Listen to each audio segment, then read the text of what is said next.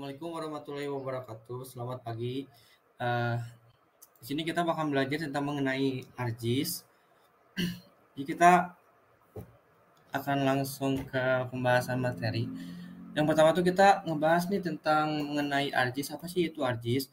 ARGIS merupakan perangkat lunak sistem informasi geografi yang kuat serta guna dan serbaguna gitu.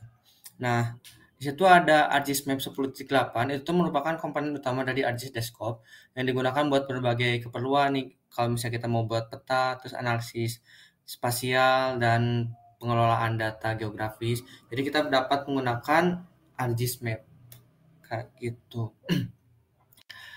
Secara definisi, ArcGIS itu merupakan sistem perangkat lunak GIS yang dikembangkan oleh Esri. ArcGIS Map ini merupakan komponen utama dari ArcGIS Desktop yang digunakan untuk pembuatan peta dan analisis data spasial. Kalau misalnya kita pengelompokan, apa sih kegunaan dari ArcGIS itu? Yang pertama tuh sistem informasi geografis, terus komponen utamanya tuh ya dari ArcGIS Map 10.8, dan kegunaannya tuh bisa juga buat kayak perencanaan, terus manajemen bencana, lingkungan, kayak kalau misalnya kita mau membangun apa ya, infrastruktur gitu di suatu tempat, tapi kita nggak tahu nih titik yang benar-benar lokasinya tuh strategis kayak gitu. Kita dapat menggunakan ArcGIS. Secara kegunaan dan fungsi ArcGIS ini tuh banyak banget ya. Yang pertama tuh pembuatan peta tematik nih, yang mana hasilnya tuh kayak peta dengan tema gimana ya? Kayak penggunaan lahan, terus peta topografis, peta kepadatan penduduk. Lalu ada analisis data spasial. Analisis data spasial itu merupakan overlay, buffering, analisis jaringan, dan pengelompokan data spasial. Terus yang terakhir itu pengelompokan data geografis buat mengedit, memanipulasi, terus mengelola data spasial dari berbagai format. Mungkin nanti kita akan coba praktek menggunakan ArcGIS langsung.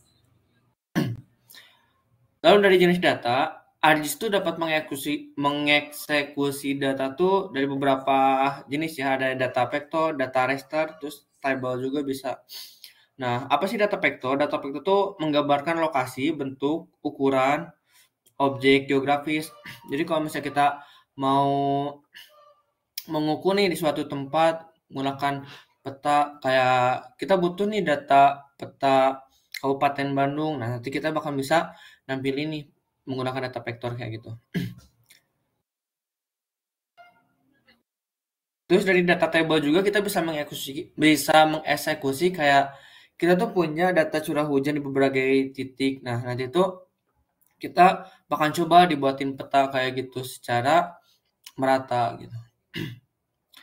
Nah, selanjutnya dari komponen utama ArcGIS, komponen utamanya tuh ada ya komponen, terus table of contents, data view, layer view, terus toolbar. Itu nanti bakal bakal benar-benar berguna karena merupakan komponen utama tuh yang sering kita gunain kayak gitu. Kalau misalnya kita siap menggunakan ArcGIS Map. Selanjutnya untuk proses dasar menggunakan ArcGIS tuh kita bisa menambah data. Kalau misalnya kita data itu kan di ArcGIS masih kosong nih, lalu kita masukin data-data kayak gitu. Untuk formatnya tuh ada SHP, terus ada data raster kayak gitu. Lalu yang kedua kita bisa melakukan simbolisasi. Simbolisasi itu ini bisa apa ya? Kayak menandai simbol atau diubah jadi warnanya atau label kayak gitu. Dan yang ketiga itu ada analisis spasial. Analisis spasial ini untuk menganalisis seperti buffering, intersect, atau union untuk mendapatkan informasi spasial yang mudah mendalam kayak gitu. Dan untuk outputnya itu kita bisa juga nih kalau misalnya petanya kita pengen di save menggunakan PDF atau gambar juga bisa kayak JPG terus PNG kayak gitu ya. Selanjutnya dari keunggulan ArcMap. ArcMap ini memiliki banyak keunggulan untuk di perangkat lunak GIS. Yang pertama tuh dukungan format data. Dukungan format data tuh seperti tadi jenis datanya tuh apa? Kayak SHP. SHP tuh save file, terus geodatabase, raster, sama data CAD. Untuk kemampuan analisis spasial itu eh, kayak overlay, battering, sama analisis jaringan. Selanjutnya ada integrasi dengan perangkat lunak lain. Untuk interaksi dengan perangkat lunak lain itu kita juga bisa menggunakan data dari Excel tuh dimasukin ke ArcGIS kayak gitu. Dan untuk ada juga dukungan scripting. Jadi di ArcGIS itu terdapat juga untuk Python kayak gitu. Kalau misalnya kita mau ngeklasifikasi di ArcGIS menggunakan Python itu bisa langsung. Nah, ada beberapa contoh kasus penggunaan ArcGIS. Yang pertama tuh perencanaan tata ruang. Yang mana itu bahkan bisa ngebantu banget nih kalau misalnya kita mau penentuan lokasi nih, kalau misalnya kita pengen buka perumahan kayak gitu, atau kita mau bangun industri atau fasilitas umum juga. Nah, kita bisa menggunakan perencanaan tata ruang seperti itu. Selanjutnya bisa manajemen bencana. Kita tuh bisa juga nih kayak kita punya data historis banjir atau kita punya data historis longsor kayak gitu. Kita tuh pengen tahu titik-titiknya tuh di mana sih yang sering banjir, di mana sih yang sering longsor kayak gitu. Jadi tujuannya tuh biar apa? Biar perencanaan mitigasi bencana gitu. Selanjutnya ada pemetaan infrastruktur. Pemetaan infrastruktur ini menginvestasikan jaringan jalan, terus jaringan internet juga bisa. Kalau misal kita perumpamaan mau pasang jaringan internet nih, kalau misal kita kerja di bagian jaringan, pasang titik-titik lokasinya kayak gitu. Terus analisis lingkungan di sini tuh kayak menampilin penggunaan lahan lah istilahnya.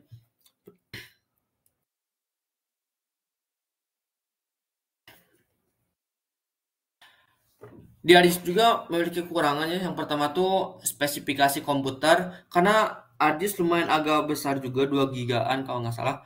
Dan itu membutuhkan komputer yang benar-benar cukup, kinerja optimal kayak gitu. Terus rendering data raster. Nah, untuk di bagian rendering itu lumayan agak lama gitu, agak lemot kayak gitu kalau misalnya kita datanya itu emang benar-benar besar kayak gitu. Lalu kalau misalnya di lisensi kadang relatif mahal kalau misalnya kita menggunakan ArcGIS Map yang Pro kayak gitu. Jadi kita menggunakan ArcGIS 10.8 aja versi yang terbaru. Nah, untuk yang pertama kita tuh bisa nih cari-cari data-data atau emang kita dapat dari instansi data-data ArcGIS yang bertipe SHP, atau kita juga bisa mengakses eh umum gitu yang udah publikasi. Itu tuh ada di Indonesia Strip geospatial.com. Nah, di website ini itu tuh di website itu ngasih beberapa data SHP, ada batas administrasi tiap kabupaten, kecamatan, terus kebun, ladang, sawah, dan sebagainya. Dan kalau nggak salah itu ada 154 data. Jadi kalau misalnya kita butuh kayak observasi nih Kabupaten Bandung, kita tinggal download aja, nanti data-data yang di atas tuh bakal masuk semua kayak gitu. Karena saya udah download, jadi ya kita bakal nyoba eksekusi langsung aja di ArcGIS Map. Nah, untuk yang pertama tuh kita punya data nih, data administrasi desa. Kalau misalnya kita lihat ini benar-benar kosongan datanya tuh. Nah, kalau misalnya kita butuh gimana sih kalau misalnya kita pengen tahu lokasi ini tuh, titiknya tuh lokasi apa gitu. Nah, kita nggak tahu lokasinya itu wilayahnya, nama desanya apa. Nah, kita bisa juga memasukkan labeling di sini tuh dengan cara ini, tinggal ke label, masuk ke properti, klik kanan di bagian administrasi desa, terus ke properti. Nah, di bagian sini tuh ada layer properti. Nah, kita masuk ke label. Di bagian label kita masukin Namo BJ. Nah, Namo BJ itu ini tuh data isinya tuh wilayah-wilayah kayak gitu. Nah, kita dapat nih lokasi-lokasinya dengan label seperti ini. Kayak wilayah sebelah sini Jagabaya, terus di sini Cimaung, Pasirhuni dan sebagainya. Tapi kalau misalnya kita pengen ngeksekusi lagi lebih dalam, kayak kita pengen nyoba labeling aja deh diwarnain beda-beda gitu biar nggak pusing, kita juga bisa. Tinggal masuk ke properti juga. Di bagian properti kita ke display. Di bagian display kita samain namo BJ, lalu show map, labeling udah, simbolis. Nah, di bagian simbolis ini kan warnanya tuh cuma warna Tosca doang ya. Tapi kalau misalnya kita nyoba eksekusi semua warnanya tuh beda-beda, kita bisa di bagian klik ke kategoris, terus ke unique value. Nah, di bagian value print kita ubah ke nano BJ. Nah, lalu add all values. Di sini nanti bakal kelihatan yang warna hijaunya tuh wilayahnya tuh Alameda, terus yang warna coklat Ancol Mekar, yang warna biru Andi dan sebagainya. Kita coba eksekusi dan ya hasil kayak gini. Jadi kita bakal tahu nih lokasi-lokasi di wilayah Kabupaten Bandung tuh di mana-mananya kayak gitu. Atau kalau misalnya kita belum tahu nih, kalau misalnya kita mau nyoba gabungin data juga bisa. Ya bermain kita data punya wilayah Kabupaten Bandung. Kita coba mau gabungin dengan Kota Bandung yang ini nih. Kita buat satu tabel aja. Kita bisa dengan cara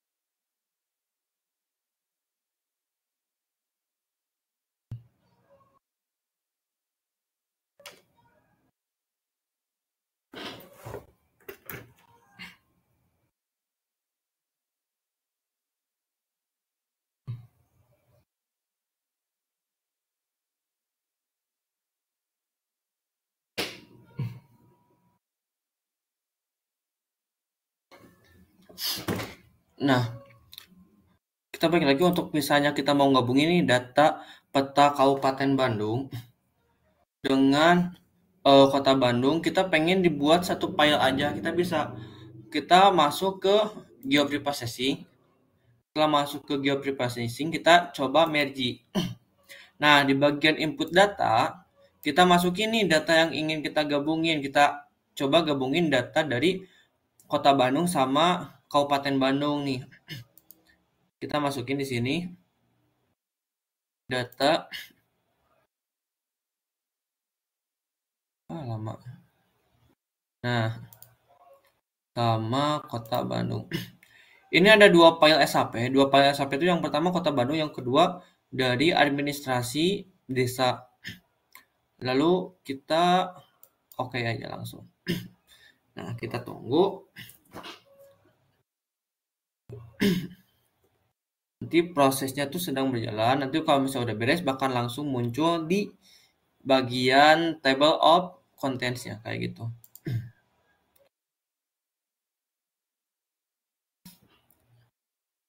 Wah, lama banget. Nah, di sini udah kegabung antara data Kabupaten Bandung sama Kota Bandung kayak gitu teman-teman. Jadi kita punya satu file langsung. Ini kita close aja. Nah, jadi beres. Apakah masih kebaca? Ya pasti kebaca. Kalau misalnya kita coba menggunakan labeling lagi. Kita pengen pasang labeling nih antara Kabupaten Bandung sama Kota Bandung itu masuk atau enggak. Kita coba lihat di sini. Lalu nah, masuk. Kalau misalnya kita mau mengubah lagi warnanya, kita balik lagi ke simbol, terus ke kategori. Di sini kita coba Nano BJ, terus add value, terus itu apply. Nanti bakal berubah juga sama.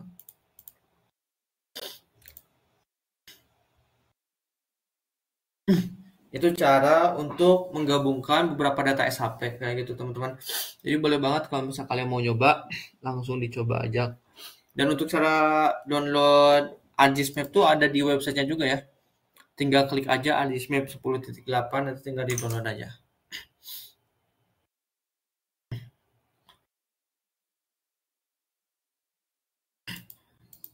Dan selanjutnya kita bakal nyoba ngeeksekusi data curah hujan. Nah, di sini kita punya data nih, data curah hujan. Ini kan udah ada titik-titiknya nih, titik-titik data curah hujan. Nah, kalau misalnya kita lihat, di situ ada stasiun Geofisika Bandung, terus Balai Endah, Ciberem, Cicalengka, Cileunca, Pasir, Ranca Bali. Ini ada 7 stasiun. Nah, kalau misalnya awalnya itu benar-benar kosong, gak ada label kayak gini. Nah, jadi kita bisa pasang label aja kalau misalnya kita pengen tahu lokasi-lokasinya kayak gimana. Nah, selanjutnya kalau misalnya kita pengen dibuat maps aja deh, bisa nggak? Bisa. Nah, kalau misalnya kita pengen buat maps, curah hujannya tuh seperti ini, kita tinggal ke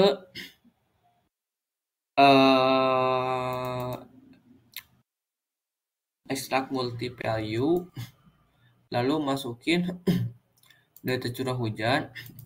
Nah, di bagian sini kita bukan yang itu.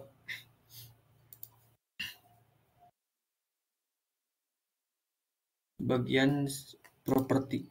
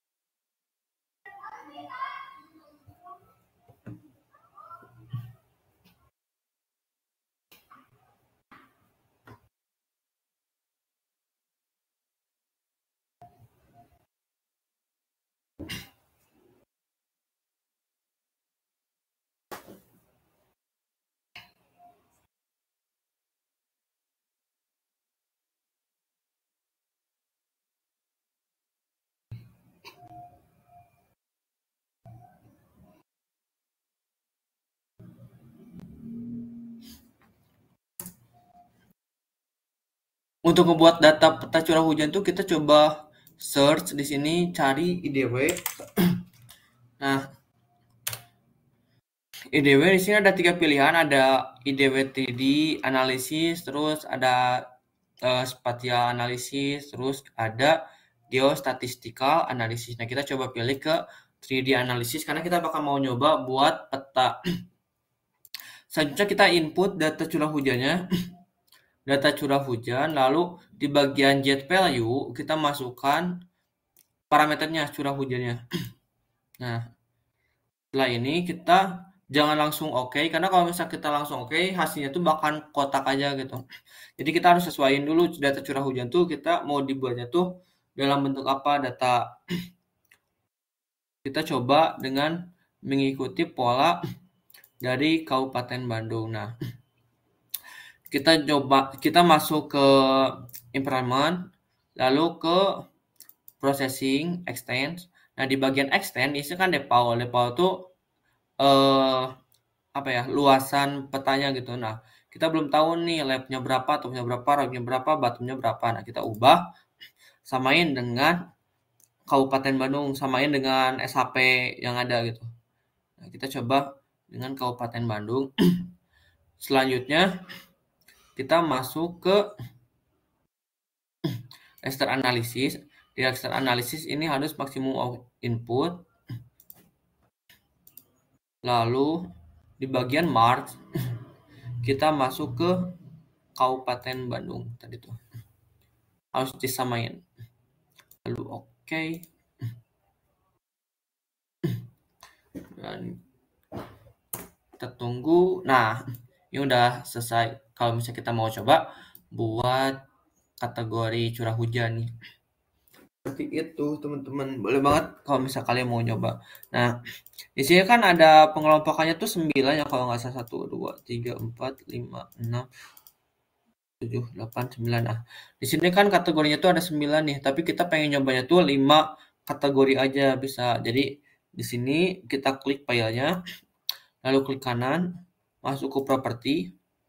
Nah, di bagian properti kita ke simbol.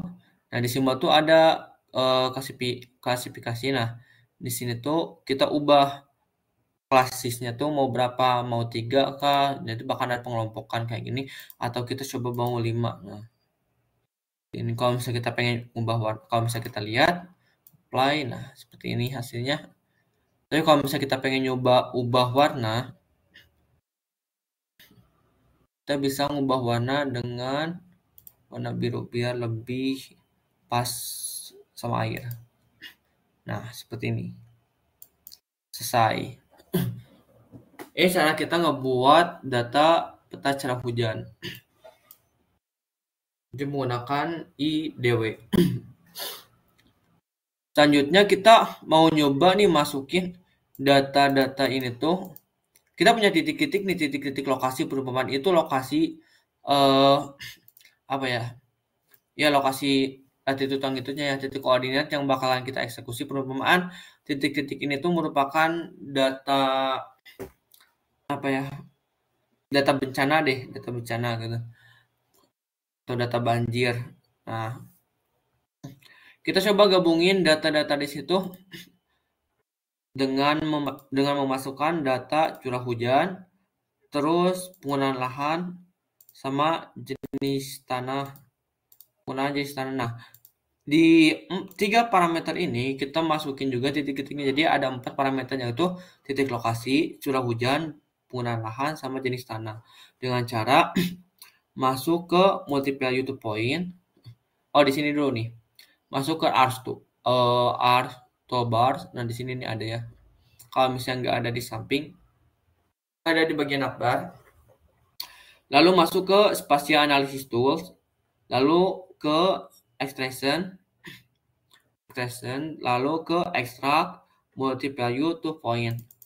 Lalu klik kanan. Nah, di bagian sini kita masukin nih data-data yang pengen kita buat. Perumpamaan kita masukin database-nya. Masukin database. Nah, di input tester itu di bagian petanya yang udah kita buat tadi. Kita masukin nih data curah hujan, terus penggunaan lahan, sama jenis tanah. Nah, nanti itu bakalan dibuat menjadi satu file lagi kayak gitu.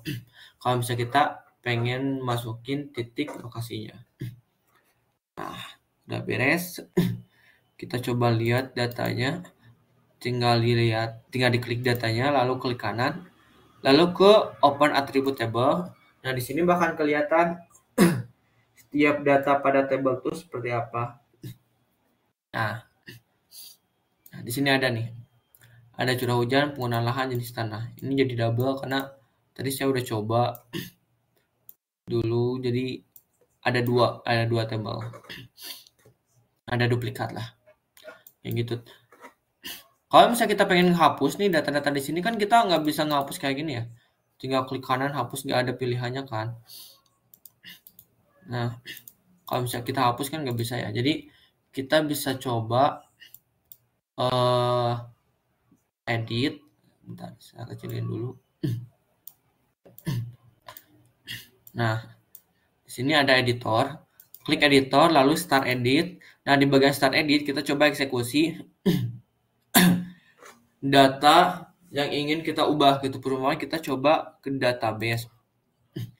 Nah, setelah masuk ke database, kita bisa ngubah nih data-data. Nah, kita coba hapus aja yang di sini. Setelah itu,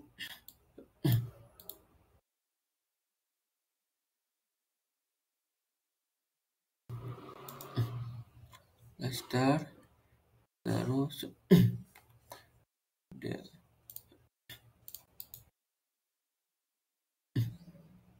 jangan select. Kita coba aja hapus yang di sini. Ish.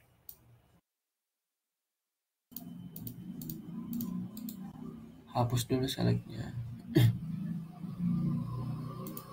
Go selection. Lalu kita hapus.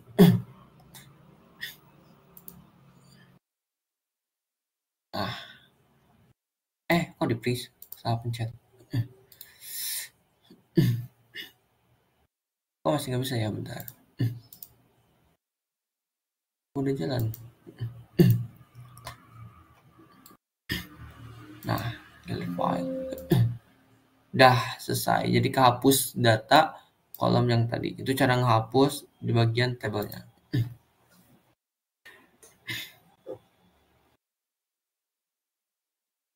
Kita udah nyoba gabungin data, terus pembuatan data curah hujan, lalu penggabungin beberapa dataset seperti jenis tanah, penggunaan lahan, curah hujan kayak gitu di dalam satu file kayak gini. Ini stasiun-stasiunnya, jadi udah selesai untuk apa ya, praktek ArcGIS sederhananya. Seperti itu. Jadi secara kesimpulan, ArcGIS ini dibuat untuk pemetaan wilayah. Kalau misalnya kita mau buat peta juga kayak tadi, bisa menggunakan ArcGIS Map 10.8, cuma risikonya tuh spesifikasi harus lebih besar karena ArcGIS Map tuh punya kapasitas yang lebih tinggi kayak gitu. Mungkin sekian dari saya. Terima kasih banyak semuanya yang udah ikut gabung. Assalamualaikum warahmatullahi wabarakatuh.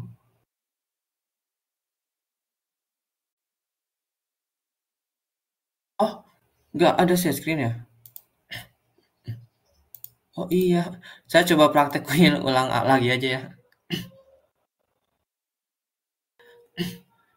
Kita masuk langsung ke praktikumnya aja. Nah, kita coba analisis aja di ArcGIS-nya. Aduh, mohon maaf, kayaknya error atau lupa ya. Nah, di sini kita coba dulu deh. Di sini ada beberapa titik nih, titik-titik curah hujan. Ada stasiun geofisika, Bale Endah, Cicalengka, Pase, Cileuncar, Ranca Bali, sama Ciberem. Nah, kita tuh pengen ngebuat menjadi peta kayak gitu. Caranya gampang. Nah, kita udah ada titik-titik lokasinya. Terus kita coba eksekusi ke wilayah Kabupaten Bandung di sini kan. Caranya tuh kita search nih di sini cari, lalu cari IDW. Di IDW di sini ada 3 bagian, ada IDW 3D analisis, spasial analisis, terus geostatistik analisis. Kita masuk ke IDW analisis.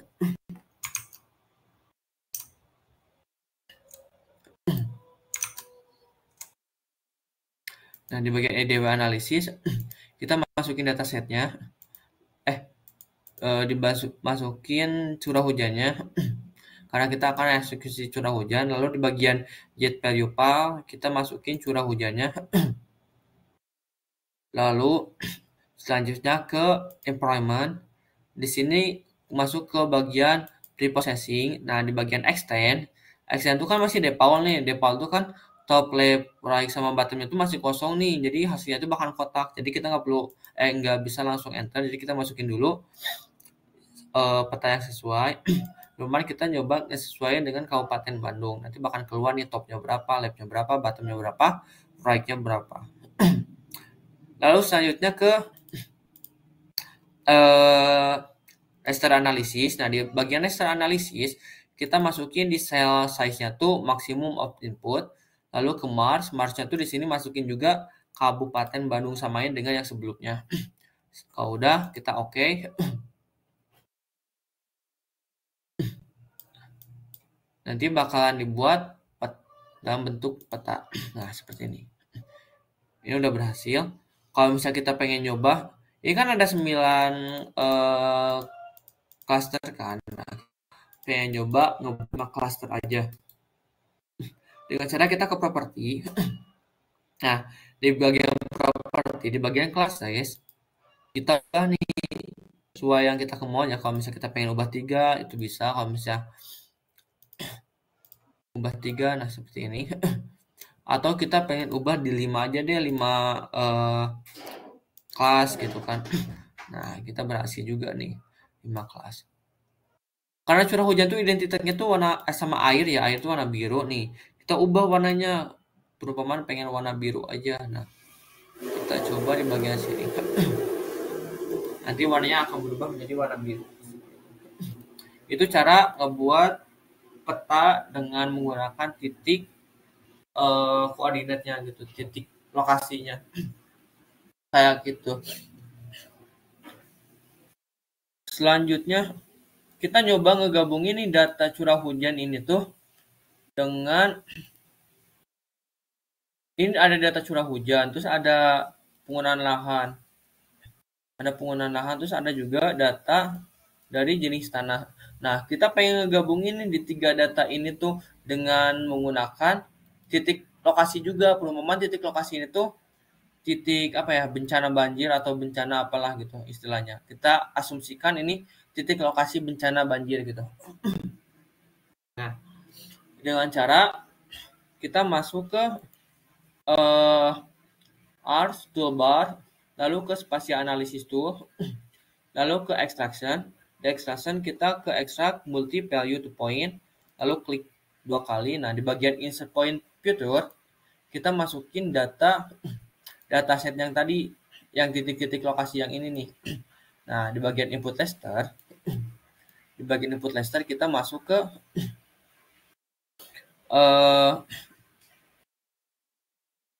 data yang pengen kita masukin nih, perumpamaan data curah hujan, terus jangan ini aja. Nah, data curah hujan, terus lahan sama jenis tanah gitu.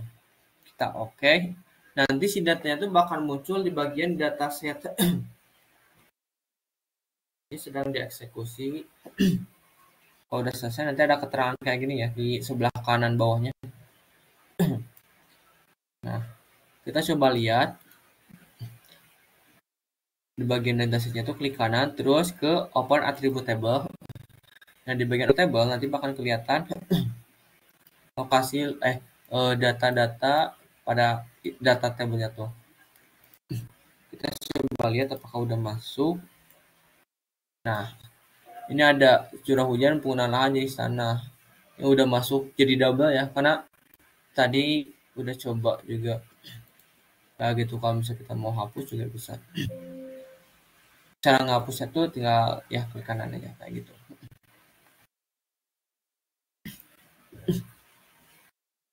Terus selanjutnya kalau misalnya kita pengen menggabungin kita pengen buat maps nih.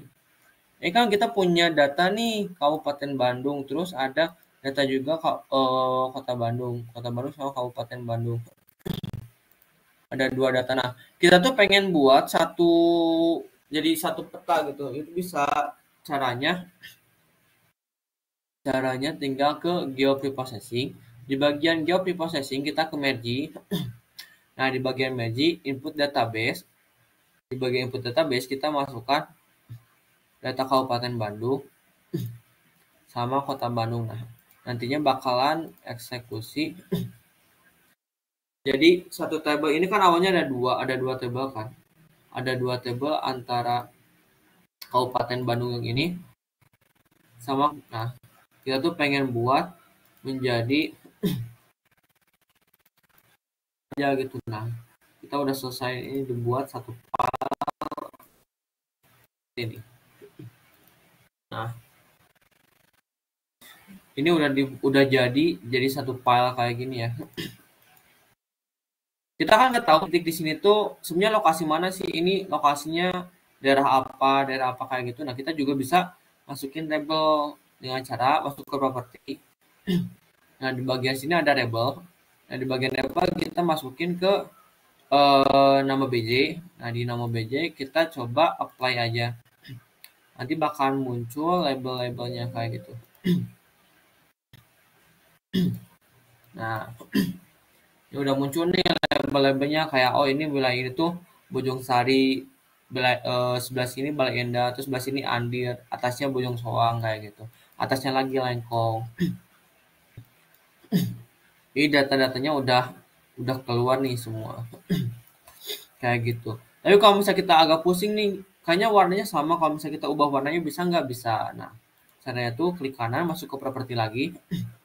Di bagian properti, kita masuk ke simbol. Di sini kan cuma single simbol ya. Single simbol itu cuma warna krim aja. Nah, kita coba ke kategori. Nah, di bagian kategori, kita ubah value-nya tuh sesuai wilayah. Karena tadi masukin nano BJ, namo BJ itu nama desa. Lalu kita ke add value. Nah, di sini akan muncul lokasi-lokasi yang akan ngegambarin kayak ini yang warna coklat tuh Alameda, terus yang warna biru Ancol, yang warna merah tuh Ancol Mekar, terus yang warna Tosca Andir, hijau Antapani dan sebagainya kayak gitu. Kalau udah kita apply, oke. Nah, udah nih selesai. Sekarang kita tahu yang warna coklatnya tuh di sini ada Sugi Mukti kayak gitu. Di sini ada Jelakong dan sebagainya kayak gitu. Itu cara ngegabungin data 2 SHP dan membuat labeling sama kategori kayak gitu. Kita udah punya data satu kayak gini. Nah, cara kita pengen ngedapetin data ini kan nggak mungkin juga ya kita data ini screenshot aja. Jadi kalau misalnya kita buat laporan nih, kayaknya butuh jadiin PDF aja. Nah, kita bisa ke file di bagian file. Di sini ada export map.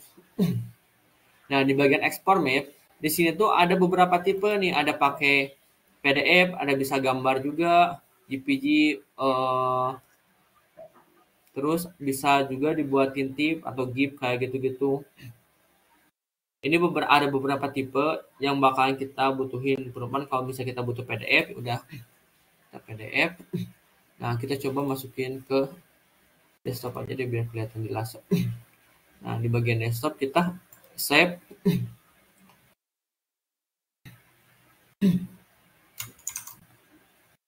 Nah, kalau misalnya udah tersave, kita coba lihat apakah udah masuk. Oh ini. Nah, ini udah gitu. Nah, ini petanya udah muncul, jadi bertipe PDF. Kayak gitu.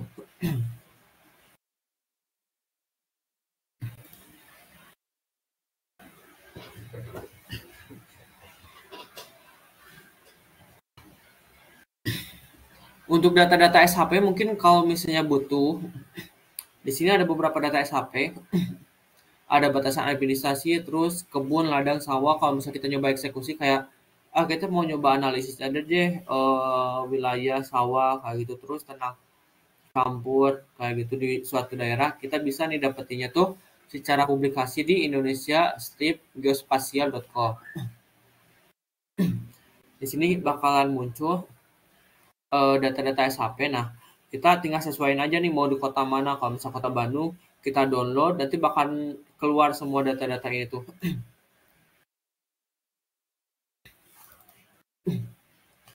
Nah, di data. Nah, kayak gini ini contohnya yang udah di download ya. Nanti bakal keluar semua data-data yang kita butuhin kayak gitu. Sawah, ladang, bangunan, danau, dan sebagainya. Seperti itu kalau misalnya kalian membutuhkan data SHP. Mungkin untuk ArcGIS Map sendiri itu merupakan perangkat lunak SIG. Jadi kalau misalnya kita mau nyoba apa ya ngelaya preprocessing data atau mencoba titik-titik koordinat wilayah atau kita pengen ngebangun infrastruktur tapi kita nggak tahu lokasi yang tepatnya tuh kayak gimana. Kita bisa melakukan analisis menggunakan ArcGIS Map kayak gitu teman-teman. Mungkin sekian dari saya, mohon maaf jika ada kekurangan. Terima kasih banyak.